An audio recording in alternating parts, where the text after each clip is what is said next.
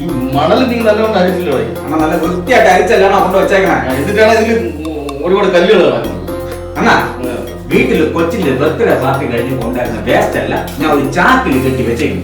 അണ്ണാ നമ്മളെ പഴയ ഞണ്ടോളല്ലാണ് അതിന്റെ കര കൊണ്ടങ്ങ് തട്ടിയാല് കൊണ്ടുവന്ന് തട്ട് എന്റെ ഊപ്പാട് വരും. ഊപ്പാട് വരാന് അണ്ണാ അതിനുള്ള വെയിറ്റ് ഒന്നും ഇല്ലെന്ന്. 1-2 ചാക്ക് മാത്രം അത്രേ ഉള്ളൂ.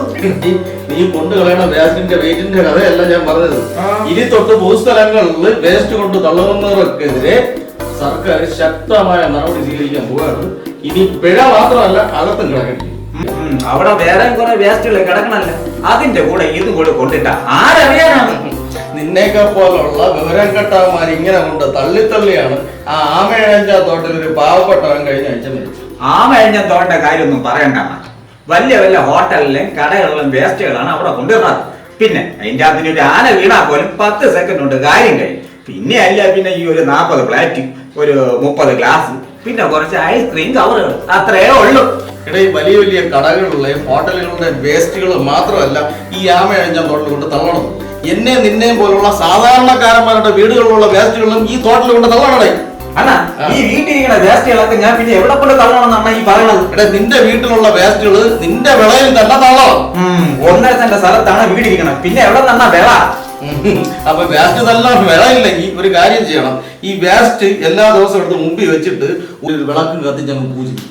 അന്ന് എന്താണ് പറയണത്? വേസ്റ്റുകൾ തള്ളിയ കേസ് എടുക്കണ സർക്കാർ വേസ്റ്റ് ഇടാനുള്ള സൗകര്യം കൂടി ജനങ്ങൾക്ക് ഒരുക്കി കൊടുക്കണം. സർക്കാർ പറഞ്ഞാണ് നിന്റെ കൊച്ചിന്റെ ബർത്ത്ഡേക്ക് ഈ പ്ലാസ്റ്റിക് പാത്രവും പ്ലാസ്റ്റിക് കപ്പും പ്ലാസ്റ്റിക് കോപ്പും ഒക്കെ വാങ്ങിച്ച് ഉപയോഗിക്കാൻ. നിന്റെ വീട്ടിൽ വരണവർക്ക് സ്റ്റീൽ പാത്രത്തിൽ വെള്ളവും ആഹാരമൊക്കെ കൊടുത്താൽ പോരെ, എന്താ ഇറങ്ങും?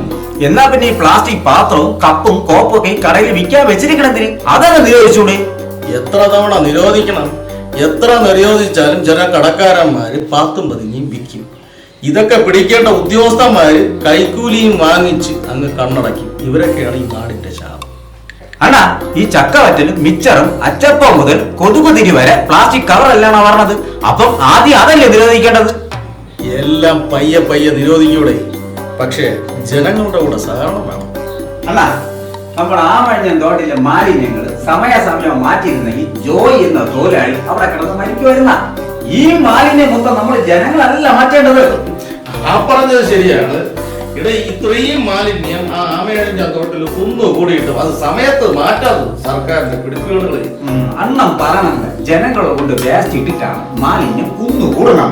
അണ്ണാ നമ്മളെ പപ്പി ചേച്ചി പുതിയതായിട്ട് വീട് വെക്കുന്നത് തൊട്ട് പറയില്ലേ, കാക്കിയിട്ട കോർപ്പറേഷനിലെ 4 ഉദ്യോഗസ്ഥർ എവിടെ കുറെ വേസ്റ്റുകൾ കൊണ്ട് തള്ളണമെന്ന്. അങ്ങനെയുള്ള ജീവനക്കാരന്മാരും ഉണ്ടേ. ഇവർക്കൊക്കെ കിട്ടുന്ന ശമ്പളം പോരാഞ്ഞിട്ട് ആളുകളെ നക്കാപ്പിച്ച വാങ്ങിച്ചിട്ട് എവിടെയോ കിടക്കണ വേസ്റ്റുകൾ അവിടെ എവിടെയായിട്ട് കൊണ്ട് തള്ളുക. ഇവനെയൊക്കെയാണ് ആദ്യം പിടിച്ച് അകത്ത് വേണ്ടത്. എന്നാലും വീട്ടിലിരിക്കണ ഈ വേസ്റ്റ് ഇപ്പൊ എന്തൊരു ചെയ്യും? ഈ ഒരു കാര്യം ചെയ്യണേ, ഹരിതകർമ്മ സേന എന്ന് പറഞ്ഞൊരു സംഭവമുണ്ട്. അവരെ ബന്ധപ്പെട്ട് കഴിഞ്ഞാൽ എന്തെങ്കിലും ഒരു തീരുമാനം ഉണ്ടാക്കി തരും. ഹരിതകർമ്മ സേനയായിരുന്നാലും ദുരിതകർമ്മ സേനയായാലും ഈ ഇരിക്കുന്ന വേസ്റ്റിന് ഇന്നൊരു തീരുമാനം ഉണ്ടാക്കണം. 4 ദിവസമായിട്ട് ഈ വേസ്റ്റും കെട്ടിക്കൊഞ്ഞ് വീട്ടിലിരിക്കുന്നു.